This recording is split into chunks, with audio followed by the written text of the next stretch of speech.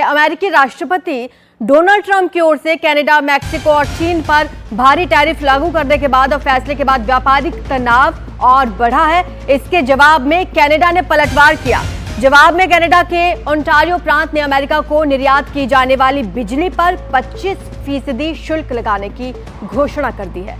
दरअसल ओंटारियो से New York, Minnesota और मिशिगन में 1.5 मिलियन अमेरिकी उपभोक्ताओं को बिजली सप्लाई की जाती है। ओंटारियो के प्रीमियर डग फोर्ड ने स्पष्ट शब्दों में कहा कि यदि अमेरिका ने टैरिफ बढ़ाया तो वो अमेरिका को बिजली की आपूर्ति पूरी तरह से बंद कर सकते हैं। इसी पर हम लगातार चर्चा भी कर रहे हैं।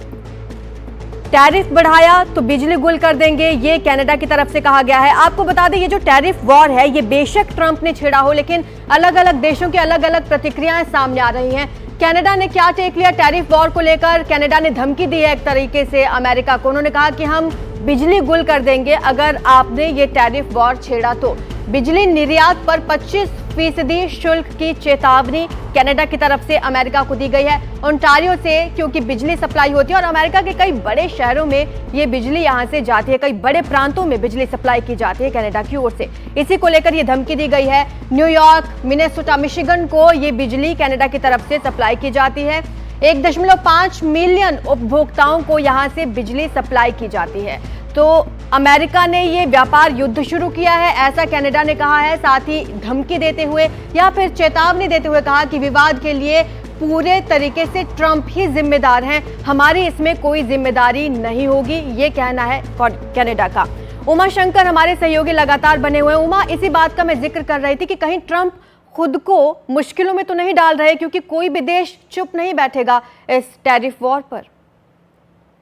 जी बिल्कुल, और जिस तरीके से कनाडा को वो अपना 51वां प्रांत कहते रहे, इससे कनाडा में खासी नाराजगी है।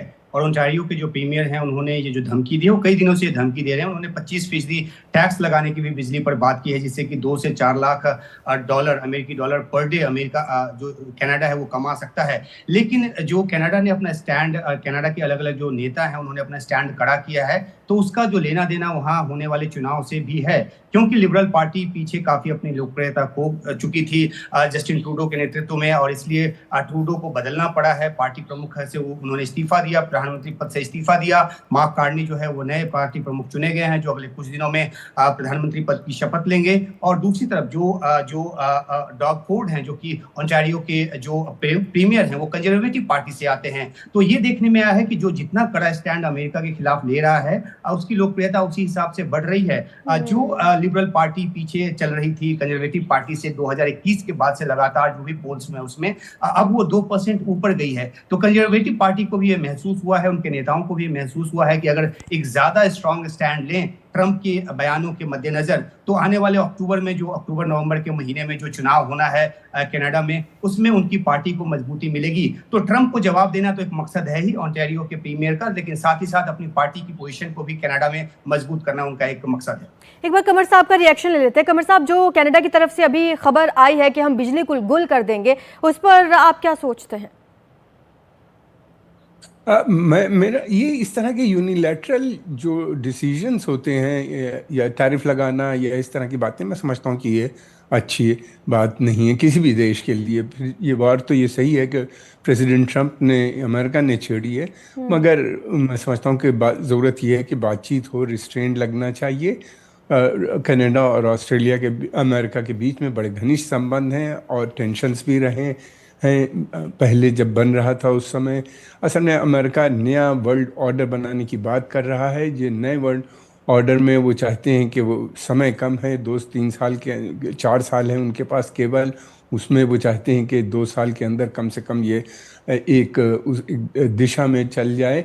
मैं समझता हूँ कि ये बहुत मुश्किल काम है, इसका होना आसान काम नहीं है। कनाडा और अमेरिका बेसिकली एक ही लोग हैं, एक ही तरह के हैं, और ये एंग्लो सैक्सन और पुराना जो ऑर्डर था उससे जुड़े हुए हैं। उस ऑर्डर में फिर दूसरी एक चीज़ बहुत छोटी सी और कहना चाहता हूँ कि अमेरिका को अब ऐसा लगता है कि यूरोप और कनाडा या ऑस्ट्रेलिया, ये जो 5 आइज़ हैं, इससे ज़्यादा, या यूरोप जो है उससे ज़्यादा इम्पोर्टेंट उनको इजराइल लगता है। और क्योंकि पश्चिम एशिया उनका मेन फोकस नज़र आता है, तो वो अपनी फोकस जो है वो इस दिशा में ले जाने की बात कर रहे हैं। और यूरोप और कनाडा हो या ऑस्ट्रेलिया हो, इसके ऊपर वो थोड़ा सख्ती के साथ डील करना चाहते हैं, जो अपनी पॉलिसी उसको प्रमोट करने की बात कर रहे हैं। बिल्कुल देखने वाली बात होगी कि ये लड़ाई कहां तक जाएगी। शुक्रिया आपका हमारे साथ इस महत्वपूर्ण चर्चा में शामिल होने के लिए।